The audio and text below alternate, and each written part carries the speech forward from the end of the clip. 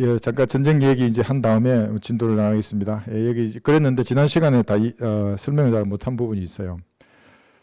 예, 제가 전쟁하고 캠페인이라고 하는 C의 개념, 그 다음에 전투의 개념 잠깐 설명했어요. 그러니까 1, 2, 3, 4차에 있었던 여기 중동 전쟁은 이제 C라고 했어요. 이거 세계 대전은 아니었어요. 그리고 지금 이제 하마스와의 이 전쟁이 5차 중동전으로 연결시키려고 나름대로 하마스는 머리를 쓴 거예요. 이란도 마찬가지고. 근데 그럴 수가 없어요. 왜 없냐 하면 1, 2, 3, 4차에 있었던 중동전은 기습이 성공했어요. 1, 2, 3차에 있었던 중동전은 이스라엘이 주변의 아랍국들이 전쟁 준비를 하니까 먼저 친 거예요. 그러니까 정말 기적의 그 전과를 올렸어요. 10대 1의 열세인데도 불구하고 항상 이겼어요. 네 번째 전쟁은 이집트와 시리아가 쳤다 그랬죠. 이스라엘을 먼저 공격했어요. 이스라엘이 진짜 없어질 뻔했어요. 지도상에서. 그런데 아주 독특해요. 그들의 전술이나 전쟁 수행 방식을 보면 너무나 귀감이 되는 것들입니다. 저도 그 위관 장교 시절에 골란 고원의 77 전차 대대라는 책이 있어요. 이 정도 두꺼운 책인데 정말 감명 깊게 한 5번 읽었을 거예요. 그러니까 시리아와의 전쟁을 어떻게 이겨냈는가 전차 대대장이 있어요. 칼리니라고 하는 대대장의 자서전이에요. 정말 독특한 군대 문화예요. 우리나라와 완전히 달라요. 우리는 계급으로 되도록이면 좀 강압적인 면이 있잖아요. 저는 거긴 절대 그렇지 않아요. 그러니까 이스라엘 구인들을 모이면 춤춘다고요. 노래 부르고. 그래서 한 마음으로 싸워요. 전차 중대가 전투 나가기 전에 원형으로 뺑 둘러싸가지고 어깨동무하고 기도한다고요. 물론 그것이 거듭난 그리스도인 기도는 아니지만 하나님이 택한 민족의 독특한 그 어떤 정서가 군대 문화에 뿌리 깊게 나와 있어요. 그 카알린이 대대장 그 전쟁하는 거 보면 이 탱크가 갑자기 새로운 탱크 한 대 왔는데 귀에 익은 목소리예요. 그 자기 친구예요. 아니 너 신혼여행 간다고 갔는데 왜 왔어? 얘기하는 거예요. 아니 전쟁이 났는데 너만 싸우라는 법이 어디 있냐? 나도 싸워야지 하면서 온 거예요. 진짜로. 그래서 열심히 싸워요. 그들 하는 거 보면. 그래서 지금 이 전쟁은 이스라엘이 완전히 동원이 된 상태라 그랬잖아요. 지금 예비군 50만에 현역 20만 가까이 된 거예요. 그러면 30에 20만. 그러면 우리나라 정도의 병력이에요. 세계 최고의 군대예요. 이스라엘 군대가. 뭐 미군이나 러시아가 나름대로 기술적으로 우위에 선 것도 있지만 군대의 문화라든지 그 무기 체계의 독특함은 따라올 국가가 없어요. 중동의 국가들이. 그러니까 알지도 못하는 사람들이 이런 이스라엘을 대항해서 이란이 뭐 칠 것이다. 누가 그래요. 절대로 못 쳐요. 치면 이란은 지도에서 없어져요. 이라크를 봤잖아요. 없어지는 거를. 이라크는 아무 말도 안 해요. 아무 말도 안 해요. 한번 맛을 봤잖아요. 사우디는 당연히 가지 않고 성경에도 예언되기를 사우디는 나중에 러시아가 내려와도 러시아 편을 들지 않는다고요. 똑똑하죠. 사우디. 그럼 지금 움직일 수 있는 국가들 이집트는 움직이지도 않는 거고 레바논, 시리아하고 이란이에요. 이스라엘에게 감히 정규전, 전면전으로 들어갈 엄두도 못 내고 있는 겁니다. 그러니까 지금 오늘 아침까지 이스라엘은 항공 폭탄을 퍼뜨렸잖아요. 강력하게 여건 조성 작전을 했어요. 모든 지휘 통제 시설을 다 부셨어요. 그리고 오늘 아침에 지상군이 들어갔다더라고요. 가자 지역에. 그러니까 그런 응징 보복 작전을 지금 수행하고 있는 것이고 그 다음에 이것만 끝나지 않아요. 가자 지역에서의 전면전을 하고 있지만 하마스, 헤즈볼라, 이란 그 다음에 북한도 있어요. 이스라엘의 국가 통치 개념이 율법이잖아요. 눈에는 눈이에요. 이에는 이고. 반드시 보복하게 돼 있어요. 그들은. 그러니까 이번에 하마스가 사용한 무기에 북한제 무기가 드러난 거예요. 한글이 적혀 있어요. 거기에. 우리나라가 주술 리 없잖아요. 무기체계도 북한의 무기체계 발사가 아니에요. RPG-7이라고 하는 것들이 거기 드러나는 거예요. 거기에. 유심히 그러니까 10개 중에 1개가 북한제래요. 그럼 여러분 이스라엘이 가만 놔두겠어요? 그렇지 않아요. 용천역에 폭발 사고 있었잖아요. 그래서 핵 기술자들 대부분 죽었잖아요. 누가 했겠어요? 그런 일들이. 그러니까 그 다음에 일어날 것들은 이 가자 지구에서의 이 하마스의 이러한 조직을 완전히 붕괴시킨 다음에 시리아에 있는 헤즈볼라나 또 이란의 지원 세력, 북한에까지도 이스라엘이 보복할 거예요. 왜냐하면 미넨 올림픽 이름 아시죠? 그때 이스라엘 선수들을 죽였던 그 테러 분자들을 끝까지 추적해요. 그게 끝나도. 나치들 있잖아요. 1948년도에 있었던 그 전쟁 범죄자들 끝까지 추적해서 이스라엘 법정에 세워요. 그래서 이 전쟁은 그런 것이고 그래서 우리 이것만 보면 이제 뭘 또 하나 볼 수 있냐면은 이 C의 전쟁과 3차 세계대전을 보는데 예수님이 BC 4년에 이 땅에 오셨다고 하면 물론 뭐 3년이라고 하는 사람도 있지만 BC 4년이 이제 압도적이죠. 그러면 AD 30년에 십자가에 못 박히신 거예요. 그럼 이틀 교회 시대 2000년 후가 그럼 몇 년입니까? 2030년도예요. 그러면은 이게 2030년이란 말이에요. 그죠? 예. 유추하는 거예요. 제가 또 담임 선교회 아니에요. 예, 오늘 신문도 본 게 낫더만요. 담임 선교회 아니 그 말 하는 거 아니에요. 담임 선교회는 10월 28일이라 그랬잖아요. 그러니까 그 사람들은 휴거가 세기라는 걸 모르는 거예요. 이게 환란 성도의 휴거와 지상 재림이 그 기간인데 그거를 10월로 자기들 잘못 알은 것이죠. 그런데 우리가 이제 하나 유심히 보는 건 뭐냐면 마가복음 13장 28절 한번 보세요. 마가복음 13장 보시면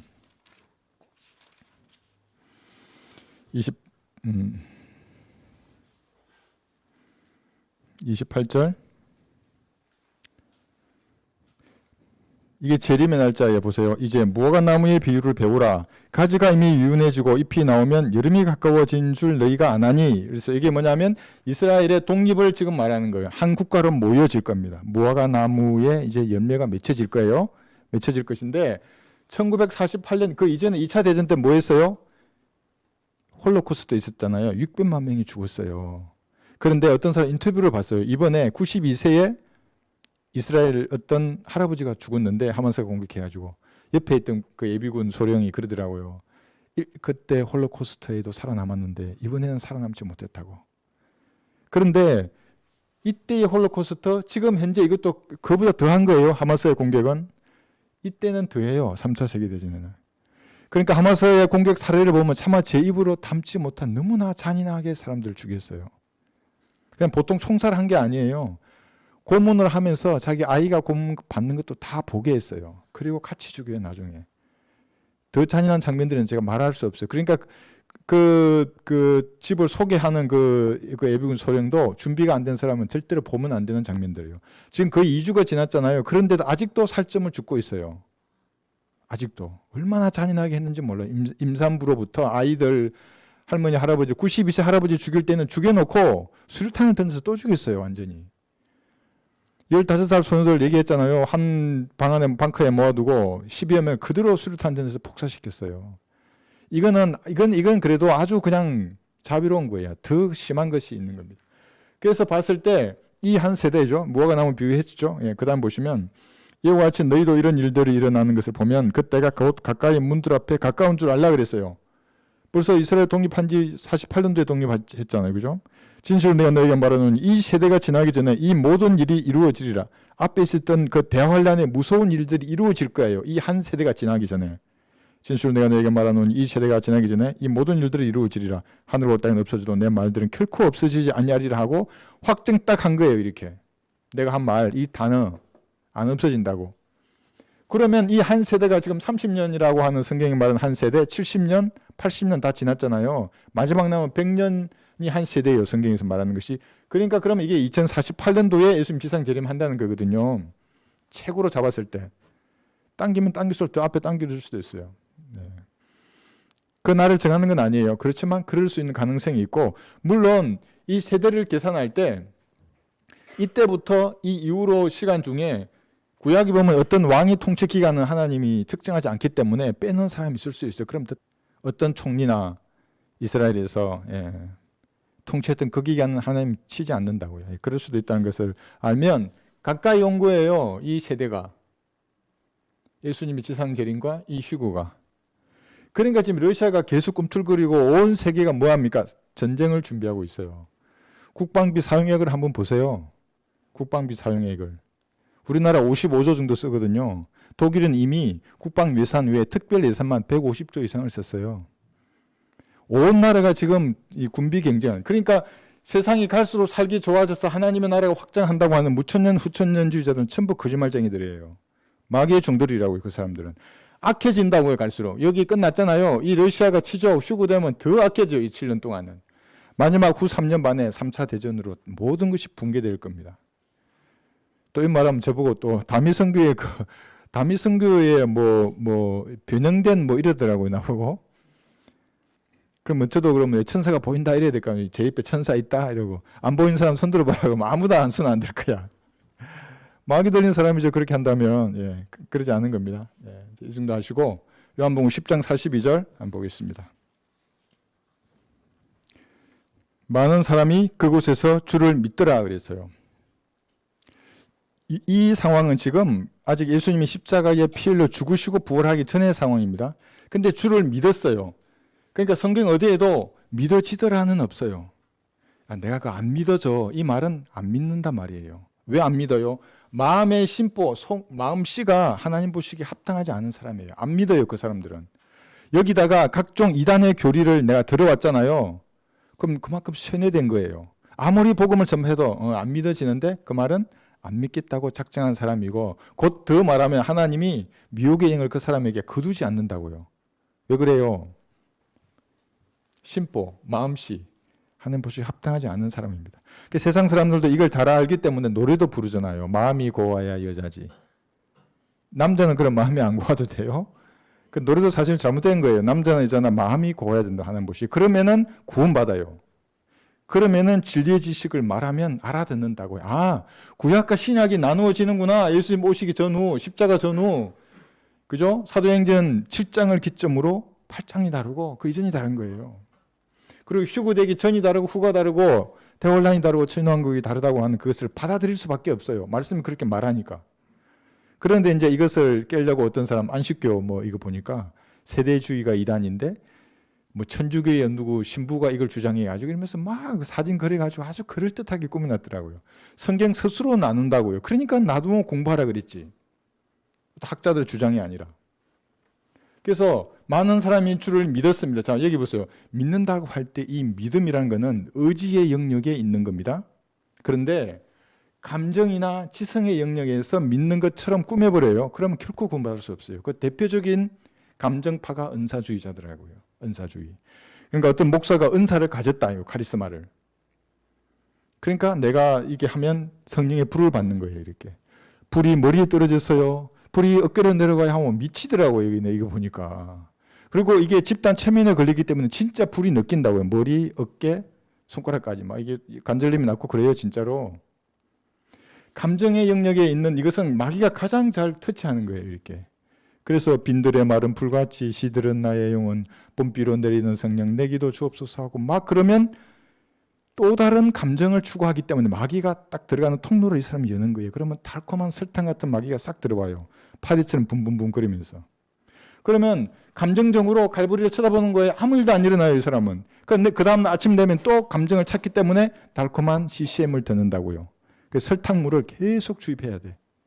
설탕을. 그러니까 설탕물에 빠져 죽은, 그러니까 향유에 빠져 죽은 파리가 되는 거예요. 이게. 이미 성경에서 말씀하셨어요. 여러분 그렇게 되면 안 될까? 이 감정이란 것은 내가 성경적 믿음을 발휘했을 때 주시는 기쁨이어야 되는 겁니다. 그래서 여러분 아침에 찬양하잖아요. 우리 그때 드리는 찬양들 있잖아요. 그게 올바른 감정이 생기는 겁니다. 그게 말씀 읽을 때 올바른 감정이 생기는 것이고 아까 같이 성경적 간증을 듣잖아요. 그래도 올바른 감정이 생겨. 나도 막 복음을 전하고 싶고 그 형제에 대한 그 연민이 생기고 사랑하는 마음이 생기는 겁니다. 감정. 그 다음에 지성이 뭐예요? 구원파 같이 침례인 요한이 제사장이 돼가지고 대제사장이 돼가지고 세상의 모든 죄를 예수님에게 다 전가시켰다. 그리고 예수님이 지고 가지고 십자가에서 없앴다. 그래서 나는 의인이다. 이게 100% 틀린 말은 아니지만 그런 지적인 남이 그 사람을 구원하지 않아요. 그 사실을 들었죠. 그러면 하나님 앞에 자기가 죄인임을 시인하고 그렇게 죄를 용서하셨다고 하시는 말씀을 믿어야 되는 거예요. 그래서 그 어떻게 믿냐고. 그래서 기도하는 거거든요. 영적 기도를. 그런데 구원받은 영적 기도 자체를 못하게 하잖아요. 형식적이라 그러면서. 물론 제가 계속 강조드리지만 영적 기도를 안 해도 구원받아요. 해도 구원받지 않는 사람도 있어요. 그게. 그 중요한 거는 지성이나 의지가 아니라 내 감정이나 지성이 아니라 의지의 영역에 있는 믿음을 발휘하는 거예요. 그러면 자비를 강구하게 되어 있습니다. 이런 사람은 우리가 만나러 가는 겁니다. 사실은 준비된 사람을 만나게 해달라. 저런 마음씨를 가진 사람을 만나면 바로 영접해요. 그런데 세상 사람들은 안 그래요. 여기 보세요. 안다, 있다, 좋다 그랬잖아요. 고전 8장 2절 보세요. 자기가 다 안다고 생각하는 거예요. 고전 8장 2절에 보시면 만일 누구라도 무엇이든지 안다고 생각하면 그가 마땅히 알아야 할 것은 아직 아무것도 모른다는 것이요. 그랬어요. 이게 무슨 말입니까? 여러분이 전하는 은혜의 복음이란 것은 하나님의 어리석음을 전하는 거예요. 하나님의 어리석음. 근데 이 어리석음으로 구원받는 걸 하나님 기뻐하세요. 그러니까 창조주가 비참하게 죽었어요. 하나님은 원래 꽃처럼 순결하고 아름다우신 분이에요. 그런데 이 땅에 내려오셔서 뱀이 되셨잖아요. 왜 뱀이 되셨어요? 여러분을 아름다운 꽃 같은 사람으로 만들기 위해서 그렇게 한 거예요. 이게 믿으면 그렇게 되거든요. 그런데 사람들은 하나님의 어리석음을 전하는데 내가 뭘 몰라서 그렇게 말하는 줄 아는 거예요. 야, 믿음으로 구원받는 그 모르는 게 어디 있어? 갈보리의 피 모르는 게 어디 있어? 저기 행위도 있고 표도 있고 뭐도 하고 뭣도 해야 되는데 그 영접기도 한다고 구원받아? 얼마나 패만한지 몰라요, 그 사람들은. 모르는 사람도 있고 사람들이. 또 있어요, 여기 있다고 생각하는 사람. 누가복음 12장 20절. 이런 마음 심보로 가진 사람들은 구원받을 수 없어요. 누가복음 12장 20절에 보시면 누가복음 12장 20절. 어리석은 부자예요. 19절부터 그리고 나서 내 혼에게 말하기를 내 혼아 내가 여러 해 동안 쓸 물건들을 많이 쌓아두었으니 편히 쉬고 먹고 마시며 즐거워하라 하리라 하였느니라. 그러나 하나님께서 그에게 말씀하시기를 너 어리석은 자야 오늘 밤 내 혼을 내게 앗아가리니 그러면 내가 장문한 그것들이 누구의 것이 되겠느냐.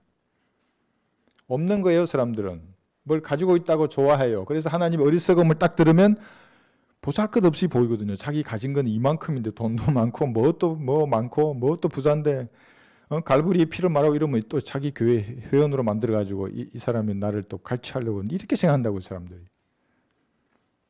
많이 가졌다고 생각하는 거 없어요. 그 가진 것이. 어리석은 사람이에요. 시편 19편 이게 5절 보시면 얼마나 좋아라 합니까 사람들이. 시편 39편 5절이네요. 네.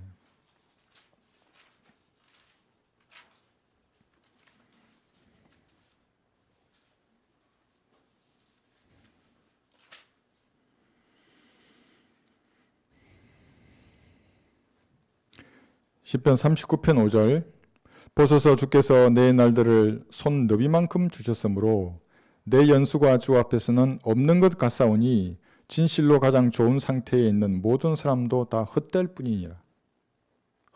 헛된 거예요. 사람들은 좋다 그러잖아요. 굿이라 그러고. 가만히 한번 보세요, 여러분. 다 헛된 거예요. 그러니까 이런 것으로 자기 마음을 치장했잖아요. 그러면 갈보리 앞으로 나아가서 자비를 구하지 않아요. 없어도 되는데 왜 하나님 어리석음을 왜 취하게 했어요? 그 사람들이. 구원받을 수 없는 사람들입니다.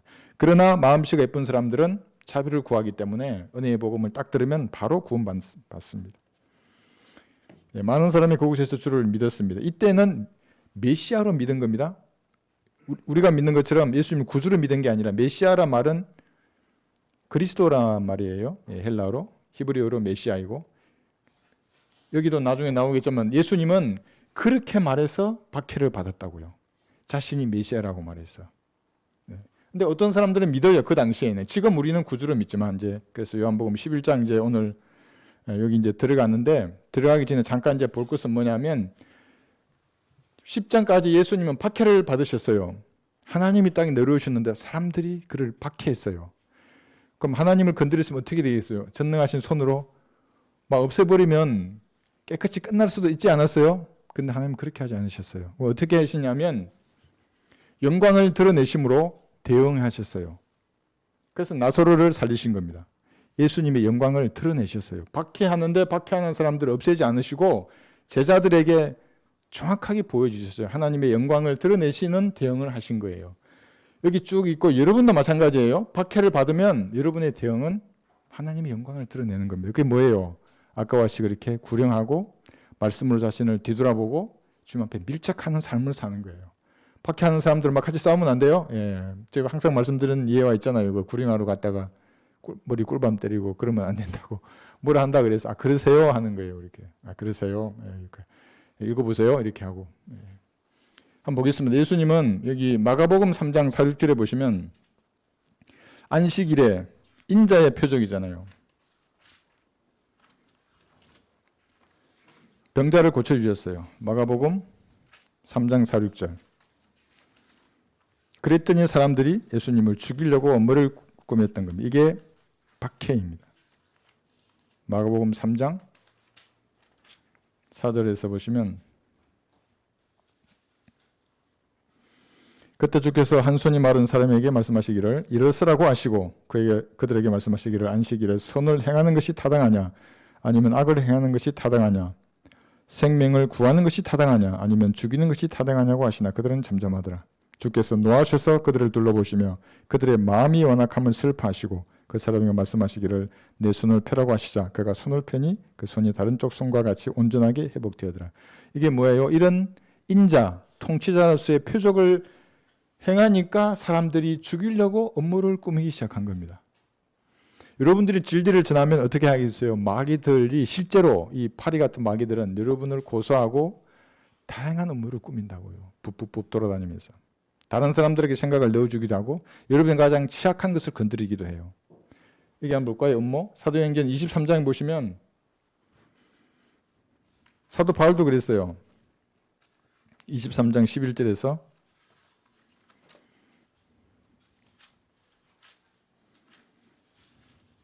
사도행전 23장 11절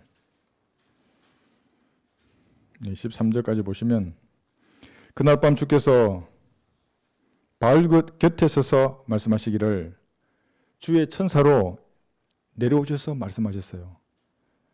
요즘에는 뭘로 말씀하세요? 여러분들에게 말씀으로 말씀하시죠. 여기 있어요, 말씀. 보려고 하지 마요. 뭐 빛이 환한 사람을 보려고 뭐 조명을 뭐 비추고 눈을 이렇게 개슴푸레하게 떠도 아무것도 없어요. 마귀밖에 안 보이는 거예요. 말씀으로 탁 펴면 그 주께서 말씀하시는 거예요. 예. 바울아 기운을 내라. 내가 예루살렘에서 나에 관한 일들을 전가한 것과 같이 로마에서도 전개해야 하느니라고 하시더라. 그렇게 한 겁니다. 나중에 그렇게 돼요. 여러분들도 마찬가지예요. 이게 시작은 진짜 미약해요. 그러나 어떻게 해서든지 복음의 문을 열어주세요. 여러분들이 하나님의 말씀을 실행하고자 하시면 나리박자 유대인 중 몇 사람이 작당하고 저주로 맹세하여 선언하기를 바울을 죽일 때까지는 먹지도 아니하고 마시지도 아니할 것이라고 하니 이 업무에 가담한 자들은 40명이 넘더라. 40명이 넘은 사람들이 책임감을 가지고 바울을 죽이려고 하는 거예요. 우리 그 교회 나간 그 아줌마들이 그런다며요. 책임감을 가지고 전한다며요. 성경에서 배운 거에 다 마귀들이 가만두지 않는다고 그러니까 책임감을 가졌대요. 웃기죠? 예. 그러니까 인자의 표적을 행한 예수님을 그 표적을 본 이 종교계의 핵심은 뭐냐면 자기 밥그릇이거든요. 권위를 유지해야 되는 겁니다. 그런데 감히 안식일에 내가 일하라고 하지도 않았는데 어떤 사람이 일을 했잖아요. 지금 이 불쌍한 사람을 살렸어요. 그러니까 예수님을 공격하는 겁니다. 죽이려고 음모를 꾸몄던 겁니다. 사실 예쁜 마음을 가지면 누군가 아픈 사람이 고쳐지면 기쁜 일 아니에요? 근데 그거를 이 종교계에 있는 사람들은 진짜 불쾌하게 여기면서 자기 밥그릇을 뺏으려는 사람으로 생각하고 예수님께 대항을 했던 겁니다. 결국 이들이 예수님을 죽여요. 로마에 넘겨주거든요. 그 다음에 볼까요? 요한복음 8장 58절에 보시면 예수님을 박해했던 두 번째 표적은 이게 메시아라고 하는 표적입니다. 8장 58절.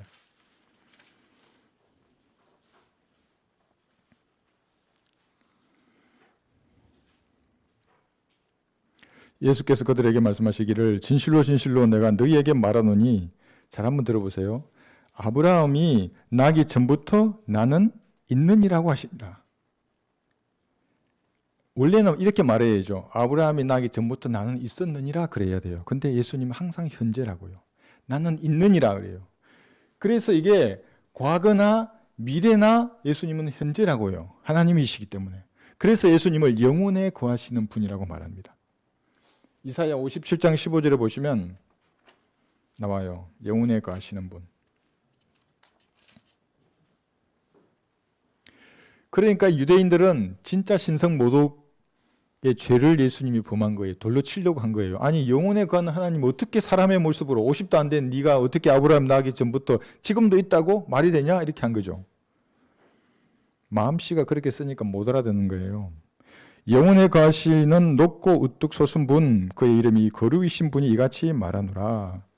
나는 높고 거룩한 곳에 거하며 또한 통회하고 겸손한 영을 지닌 자와 함께 거하며 겸손한 자의 영을 소성케 하고 통회한 자의 마음을 소성케 하는도다.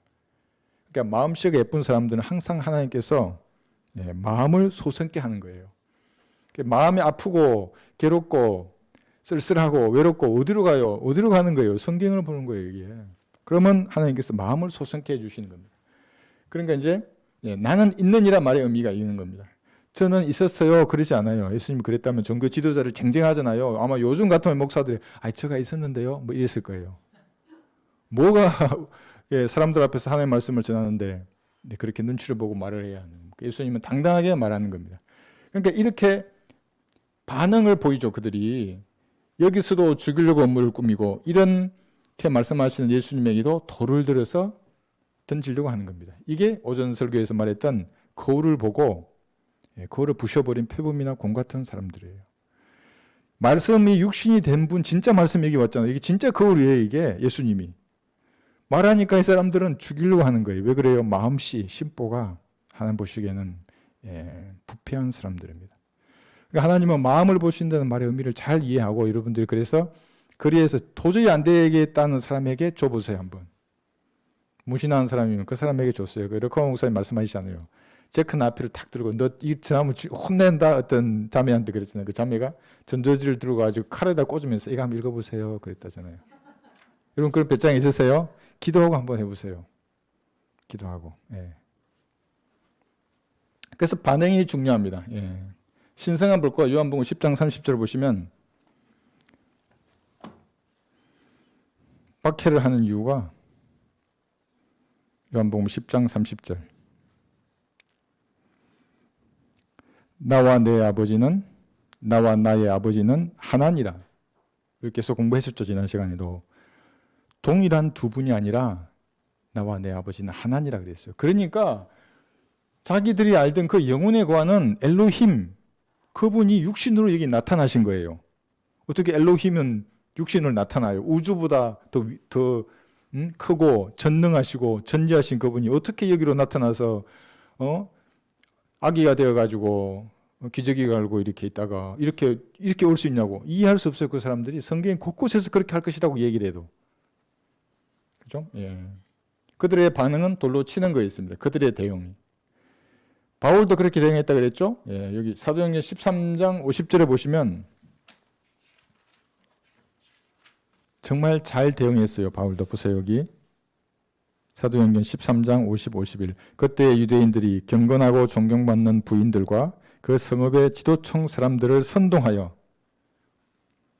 바울과 바나바에게 박해를 가하고 자기들이 즉행해서 쫓아냈으나 그 다음에 대응을 한번 보세요. 그럼 어떻게 해야 되겠어요? 막 기분 나빠가지고 아이고 저것들이 나를 쫓아냈어 이렇게 했나요? 그러지 않아요? 두 사도가 그들을 향해 자기 팔에서 먼지를 떨고 이코니움으로 왔으며 제자들은 기쁨과 성령으로 충만하더라. 먼지를 떨을 수는 있어요.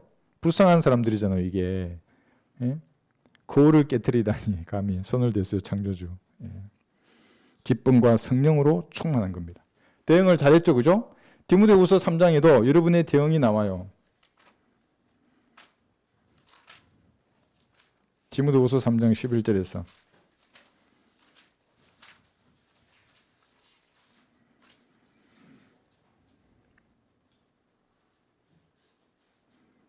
(11절) (12절을) 보시면 박해와 고난 곧 안티오카 이코니온과 루스트라에서 내게 일어났던 일들을 온전히 알았거니와 내가 어떤 박해를 당했을지라도 주께서는 이 모든 것 가운데서 나를 구해내셨느니라.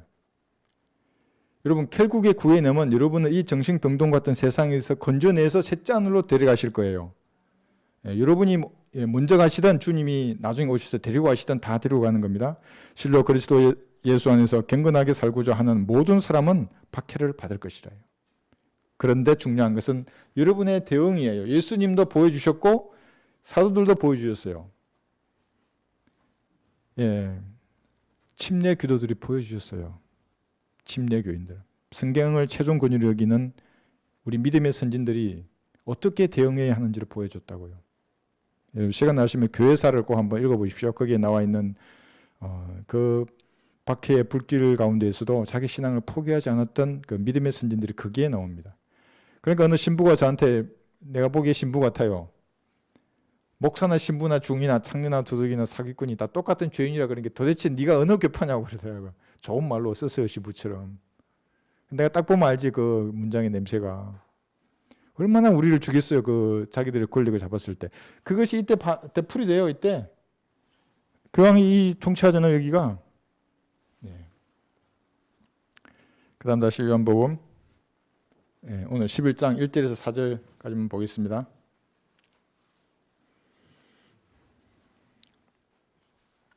요한복음 11장 1절 2절 볼까요? 이제 어떤 사람이 병들었는데, 그러니까 병들었다고 해서 하나님의 미움을 받는 사람이 아니에요. 주께서 사랑하시는 자도 이렇게 병든다고요. 그러니까 내가 아파요. 아이고 하나님 나를 저주했구나. 사고 나서 이게 아니에요. 이게 어떤 사람이 병들었는데 그래요. 나사로잖아요. 그죠? 그는 마리아와 그의 언니 마르다의 고을 베다니 사람 나사로라 그랬습니다. 그래서 여기 보면 병들은 나이다 해서 사랑해도 병 걸릴 수 있는 겁니다. 그러니까 하나님의 깊은 뜻을 몰라요, 인간이. 전도서 9장 1절에 보시면 사랑을 몰라요.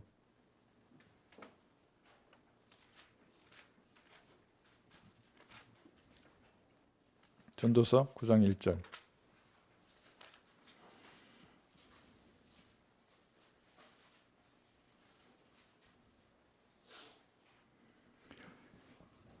이 모든 것을 내가 내 마음에 생각하고 이 모든 것을 선포하였나니 곧 의인과 현명한 사람과 그들의 일이 하나님의 손 안에 있다는 것이라. 사람은 아무도 그들 앞에 있는 모든 것으로 인해 사랑도 미움도 알지 못하느니라. 불행이 당하면 사람들은 하나님께 저주받았다 생각하고 하나님 나를 버렸다고 생각하지만 그렇지 않다고요. 병이 걸려도 마찬가지입니다. 먼저 하늘나라에 갔다 그래서 저주받은 사람이 아니라고요. 그러니까 그러면 이 사도들은 전부 저주받은 사람들이게요. 예수님도 33살에 가셨잖아요. 가장 먼저 가신 거예요. 그러니까 잘 몰라요. 그 하나님의 기쁜 뜻을 판단하려면 안 되는 겁니다. 그래서 여기 나사로 그랬잖아요. 나사로가 실존 인물이에요. 2명이에요. 어느 안식교인이 저한테 그랬어요. 나사로는 우리나라의 홍길동 같은 사람이라서 그냥 쓰는 용어다. 홍길동 아니면 백두산 그러잖아요. 그 원래 없잖아요, 홍길동. 홍길동 있을 수도 있겠다. 근데 보통 홍길동 그러면 그냥 무명의 인물인데 실존하는 인물이라고 여기는. 여기 누가복음 16장에 아브라함의 품에 있던 이 사람은 거지였잖아요. 그죠? 개들이 흔들을 핫했어요. 그래서 땅 속에 있는 낙원인 아브라함의 품에 있었어요. 그죠? 그러다가 1분 올라갈 때 올라갔을 거예요. 아마도. 예, 그죠? 그런데 지금 요한복음 11장에 있는 이 나사로는 누이들로부터 보살핌을 받다가 주께서 사랑하시는 자였는데 죽었어요. 죽어서 어디로 갔어요? 아브라함의 품에 갔잖아요. 그리고 지금 좀 있으면 부활할 거예요. 부활한 다음에 이제 어디로 갔을까요? 실전으로 간 거예요. 땅속으로 또 안 들어가고. 그러니까 이 나사로를 이로 만나면 물어봐요. 너는 참 대단하다. 여기도 갔다가, 그죠? 살아서 나왔다가 다시 셋잔으로 올라갔잖아요. 좀 똑똑해요. 그죠? 바울은 안 가봤는데 그 아브라함의 품을. 예. 그래서 제가 그렇지 않다고 실존하는 인물이라고 나사로는 이게 실명이라고 그냥 홍길동이 아니라 그래도 그 사람은 믿지를 않아요. 그래서 지옥의 비유라는 거예요. 그 사람은. 네가 비유라고 한다고 성경이 미리 기록해 또 펴져서 보여줬어요. 비유라고 하나이다 하면서. 네. 그 다음에 여기 향유죠. 여기 2절 보시면 마리아는 주께 향유를 붓고 자기 머리카락으로 주의 발을 닦았던 그 여인인데 그의 오라버니 나사로가 병든지라 그랬죠.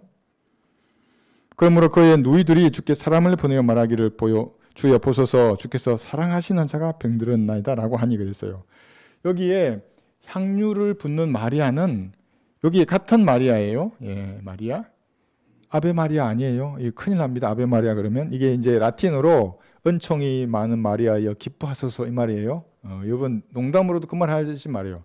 근데 저도 구원받기 전에는 막 그렇게 지는 것 같잖아요. 아베 마리아 이러면서 뭐 내 기도를 들어달라고 하면 뭔가 된 것처럼 예, 마귀의 주문이에요. 그렇게 말하면은. 그러니까 이 마리아와 같은 마리아가 여러 군데 있는데 다른 마리아도 있어요. 누가복음 7장 36절 한번 보세요.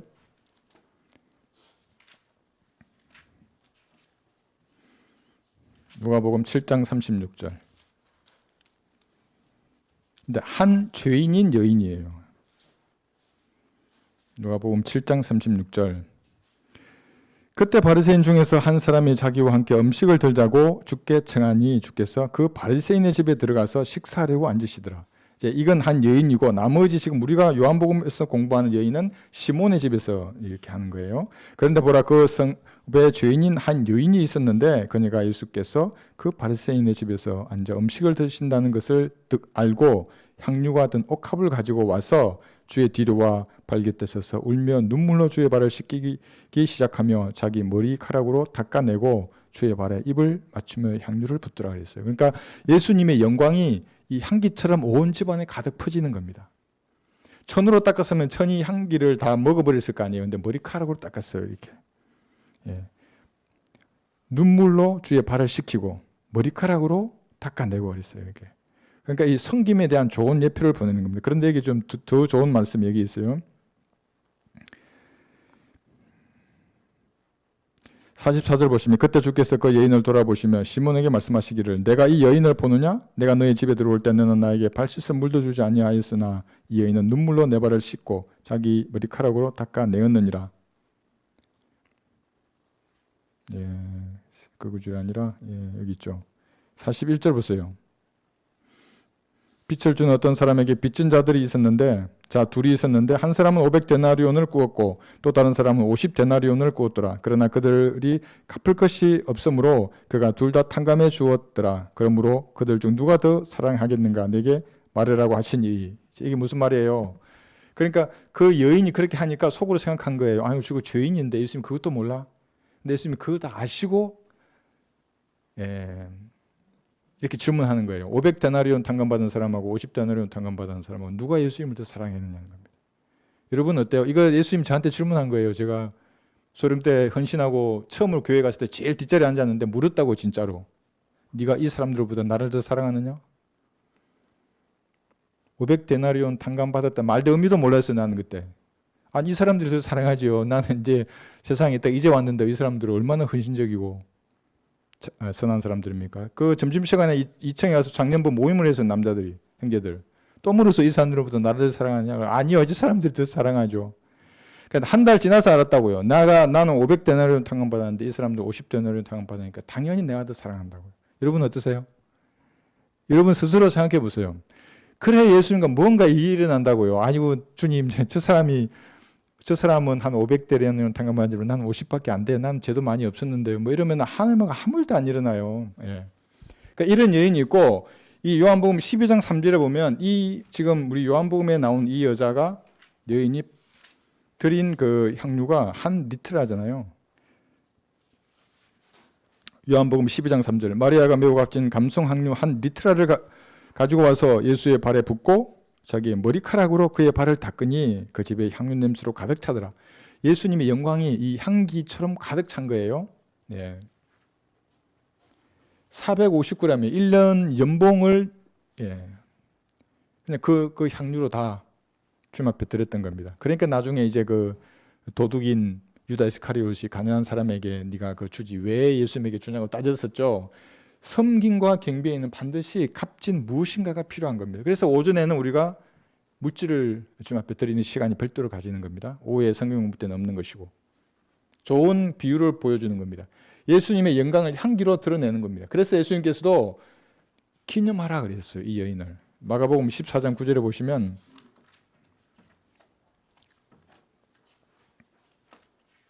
마가복음 14장 9절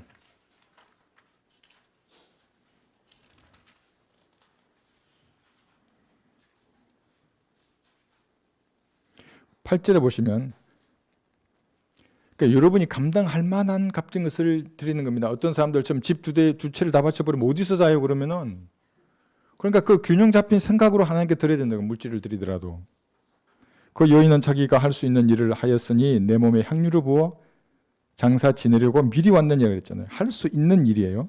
진실로 내가 너에게 말하노니 온 세상에 이 복음이 전파되는 곳마다 그녀가 행한 이 일도 말하여 그녀를 기념하라. 그래서 오늘 우리가 지금 이 여인을 회자하는 겁니다.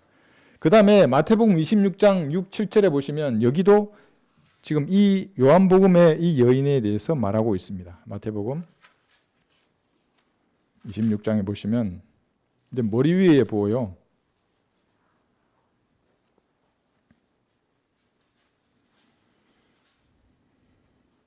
예수께서 6절 보시면 마태 26장 6절 베다니에 있는 문둥병자 시몬의 집에 계실 때에 한 여인이 매우 값진 향유가 든 옥합을 가지고 와서 앉아 식사하는 주의 머리에 붓더라. 주의 제자들이 그것을 보고 화를 내며 말하기를 이 무슨 낭비냐 이러고 있는 거예요. 이 사람들은 투자 실패자들이 전부 다 이 사람들은.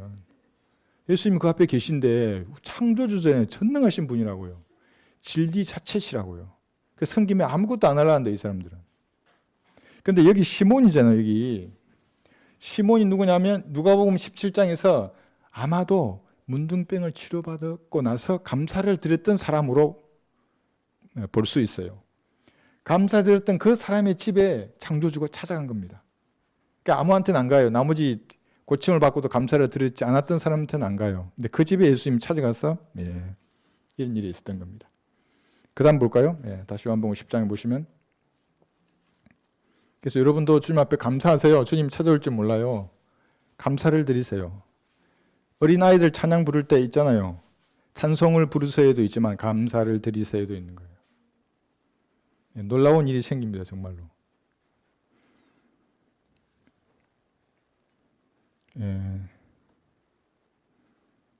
11장 3절 다시 보시면 그러므로 그의 누이들이 주께 사람을 보내어 말하기를 주여 보소서 그래요. 주께서 사랑하시는 자가 병들었나이다 라고 하니 누이들이 정말 똑똑해요. 누이들이 주여 그러잖아요. 주께서 이렇게. 그러니까 이 누이들은 예쁜 심보와 마음씨를 가졌다고요. 그래서 예수님이 메시아 그리스도이심을 알았다고요. 다른 사람들은 박해했잖아요. 죽이려고 했지만 이 누이들은 믿었어요. 그래서 주여 주께서 이렇게 말씀하시는 겁니다. 그러니까 여러분 딱 보면 아는 거예요. 진리에 대한 태도, 자세, 말, 글을 들어보면 이 사람이 어떤 영을 가지는가가 드러나는 것입니다. 그리고 주께서 사랑하시는 자라 그랬어요. 근데 이 말을 바꿔서 밑에 나와 있는데도 주를 사랑하는 나사로 이렇게 하지 않았어요. 이게 누가 많이 쓰냐면 감정을 자극하는 은사주의자들은 내가 하나님을 사랑합니다. 그게 중요한 게 아니라 하나님이 사랑하는 사람이 되어야 된다고요. 어떻게 하나님이 사랑해요? 칼보리에서 피 흘리신 예수님을 구주를 응접한 사람만 하나님께서 사랑하시는 사람이에요. 나머지는 하나님의 진노가 머리 위에 있다고요. 이걸 구분하려고 하지 않고 사람들은 오늘도 감미로운 기타를 치면서 내가 주를 사랑합니다. 하나님의 사랑은 갈보리 십자가 저기에 있는데 안 믿어요 사람들이. 한 2, 3분 얘기해 보면 아는 거야. 이 사람 이거 안 믿는구나. 그럼 계속 그냥 공허한 말밖에 없어. 내가 뭐 하나님을 사랑한다 그러고 하나님 사랑이신데 그 영접기도 하다가 도망갔다고 하는 모친이 그런 이유거든요. 자기는 하나님을 사랑하는데 나를 지옥에 던질 리가 없다고 하는 거예요. 갈보리에 있다고 사랑은 거기에 무릎 꿇어야 한다고요. 갈보리에. 내가 죄인입니다 하고. 그 다음에 주님과 무슨 일이 일어나는 겁니다. 잘 했어요. 누이가 그죠? 주께서 사랑하시는 나사로. 주께서 사랑하시는 여러분의 이름을 넣어보세요. 여기에. 여러분 갈보리의 피로 구원받았죠. 그 다음은 성경을 올바로 나누어 공부하고 거울을 쳐다보듯이 매일 말씀으로 자신을 단장하는가를 보는 겁니다. 다음에 침팬지 한번 보세요. 이 눈썹을 그릴 때만 침팬지가 지우려고 막 한다고요. 막 손 올리고 그래요. 이렇게 막. 한 손 올리고 이 손 올리고. 그 다음에 요한복음 5장에서 11장 5절에서 5절에서 여기 10절 보시면 예수께서 마르다와 그녀의 동생과 나사로를 사랑하시니라 했죠. 그러니까 초림 때 예수님 지금도 그러지만 하나님은 사랑이세요. 부자인 젊은 가난도 사랑하시며 쳐다봤어요. 우물가 여인도 세상 사람은 얼마나 손가락질했어요. 남편이 6명이라는 게 말이 됩니까 그게. 예수님 사랑하셨어요. 대신 종교 지도자들 깨끗한 삶을 살았을 거 아니에요. 11조도 내고 이 뱀들아 그랬어요. 이 독사들의 세대라고. 너희 아비는 사탄이라고 예수님 떼놓고 얘기하셨어요. 사랑이십니다. 주께서 그가 병들었다는 말을 들으셨으나 머무시던 곳에서 이틀을 더 계시더라 그랬어요. 이틀을 더 계신 겁니다. 왜 이틀을 더 계셨어요? 지금 누이들은 마음이 아프잖아요. 예수님께서 사랑하시던 누이들이잖아요. 그게 아름다운 마음을 가졌는데 비통함과 슬픔 가운데 동생의 죽음 가운데 고통당하는데도 이틀을 더 계신 거예요. 교회 시대에 이틀을 더 계세요. 예수님은. 2000년을 더 기다리시는 겁니다. 왜 기다리세요? 아무도 멸망하지 않고 회개에 이르도록 하는 겁니다. 또 이 회개를 마귀의 종들이 주장한 것처럼 자기 죄를 계속 자백해야 구원받는다고 말하면 결코 구원받을 수 없어요. 그 좋은 비유 아닙니까? 지금 죽는 줄 알고 다 자백했어요. 그런데 안 죽고 맹이 길어서 또 살고 있어. 그럼 얼마나 답답하겠어. 나 이거 좀 전에 한번 이상하게 생각했는데 이걸 자백해야 되는데 구원받을 수 없어요. 그런 것을 하면. 구원의 확신을 가지는 못하는 사람은 하나님을 거짓말쟁이로 만드는 사람이기 때문에 하나님하고 교제할 수 없다고요. 그런 사람 기도를 해도 듣지 않아요. 하나님이. 예수님의 피를 믿으면 영원한 생명을 주신다고 했는데 그 말씀을 믿지 않아요.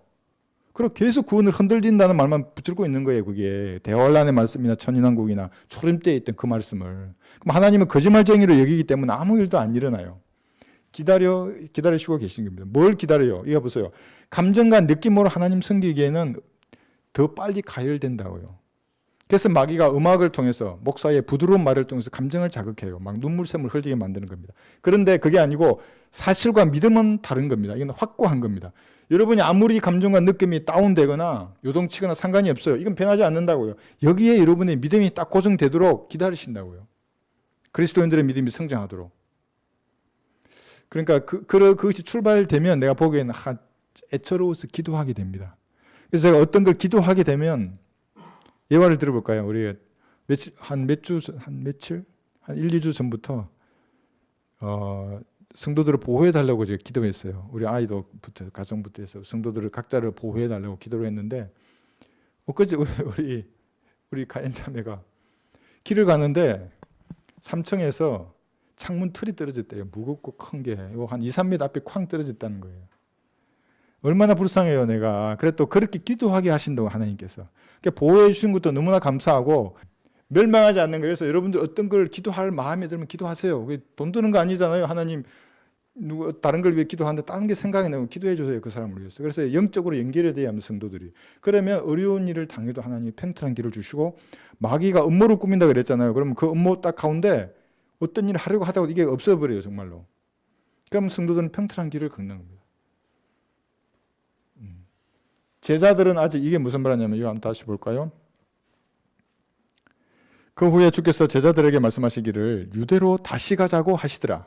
자, 이제 유대로 가자 그러니까 제자들의 반응은 뭐냐면 8절 제자들의 주께 말씀드리기를 선생님 최근에 유대인들이 선생님을 돌로 치려 했는데 다시 그것으로 가시려나이까 라고 하니 예수께서 대답하시기를 낮은 12시간이 아니냐 누구나 낮에 다니면 넘어지지 아니하리니 이는 그가 이 세상의 빛을 보기 때문이라 그러나 이 사람이 밤에 다니면 넘어지나니 이는 빛이 그 사람 안에 없기 때문이라고 하시니라. 이게 무슨 말이냐면 유대로 가면 죽습니다 하고 창조주께 말하는 거예요, 제자들이. 이게 뭡니까? 몰라요, 예수님 어떤 분인지를. 예수님께 가자 그러면 네, 알겠습니다 하고 따라갈 생각은 안 하고 말리고 있어요. 아이고, 참모, 조언하는 거지. 예수님 그거 가면 위험한데요? 그걸 모르기 때문에 사실은 예수님은 나사로에게 가자 하는 겁니다. 나사로가 살아나는 걸, 살리시는 걸 보여줌으로써 제자들을 바로 세워야 될 거 아닙니까? 그래 예수님 올라가시고 나면 이들이 죽음을 통해서 하나님께 어떠한 영광을 돌릴지 아시는 거예요. 그러니까 봐야죠, 뭐를. 근데 좀 지금까지 많은 이적과 표적을 행하시는데 아직도 제자들은 안 믿어요. 근데 예수님은 기다려 주시는 겁니다. 그러니까 여러분들도 보는 것으로 하지 말고 믿음으로 살아야 하는 겁니다. 제자들처럼 거기 가면 죽는데 근데 이걸 또 다르게 적용해서 무모하게 복음 들고 이슬람권으로 간다든가 중국이나 북한으로 가면 안 돼요. 생각해야 돼요. 자기가. 하나님 지성을 주셨잖아요. 그게. 그러면 값없이 피 흘리는 겁니다. 그건. 그래서 빛이신 예수님이 계시는 지금은 낮이에요. 그러니까 위험하지 않아요. 근데 예수님이 없어지면 어둠이잖아요. 교회 시대의 흑암이에요. 그러면 빛은 어디 있어요? 여기 말씀밖에 없는 겁니다. 그러니까 이게 말씀에서 멀어지면 흑암이에요. 자기는 잘 본다 그러잖아요. 막 뭐가 잘 봐요. 하나님 보시기에는 어둠 가운데 살아가는 겁니다. 그러니까 소경이 구덩이에 빠지는 이유가 거기에 있는 겁니다. 말씀의 빛입니다. 그리스도인들은 보는 것으로 하지 않고 제자들처럼 믿음으로 하나님을 신뢰하며 사는 겁니다. 여러분들은 교류적인 죄나 도덕적인 죄로부터 벗어나야 되는 겁니다. 자백하고 버려야 됩니다. 그것을. 그러면 주님을 신뢰하게 됩니다. 볼까요? 잠언 3장 5절.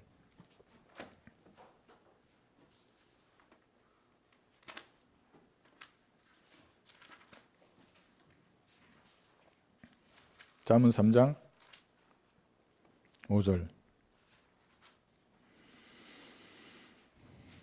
6절 두 구절을 보시면 내 마음을 다하여 주를 신뢰하고 내 자신의 명철을 의지하지 말라. 내 모든 길들에서 그를 인정하라. 그리하면 그가 내 길들을 지도하시리라.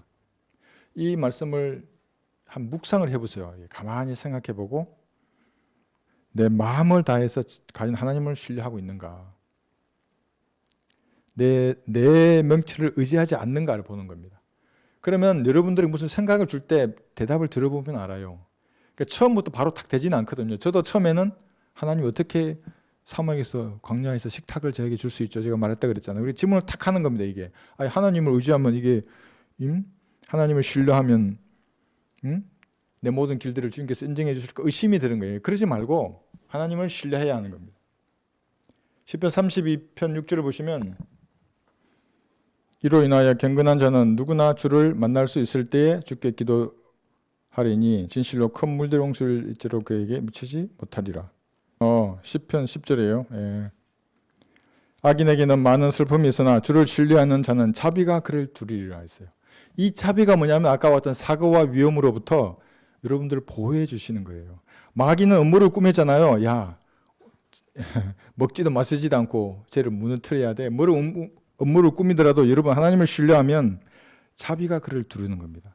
마땅히 받아야 할 그 죄의 삭신하든지 이런 것들로부터 보호해 주십니다. 그죠? 하나님을 신뢰할 만합니다. 그래서 잠언 16장 여기 20절을 보시면 잠언 16장 20절 마지막으로 찾겠습니다. 여기 행복의 파랑새 여기 있어요. 어디 잡으려고 하지 마세요. 예, 뭐 보면 뭐 이상한 영화도 많고 행복의 파랑새가 어떠니 그렇지 않아요. 여기 있어요. 예. 잠언 16장 20절.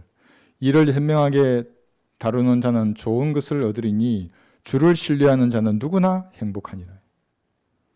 밤에 주무시기 전에 심란하십니까? 주님을 신뢰하십시오. 내가 주님을 신뢰하는데 방해되는 죄가 있으면 자백하는 거예요. 염려나 근심이 있으면 주님 앞에 내려놓는 거예요. 그리고 하나님을 신뢰하면서 그러면 행복 가운데 잠자요.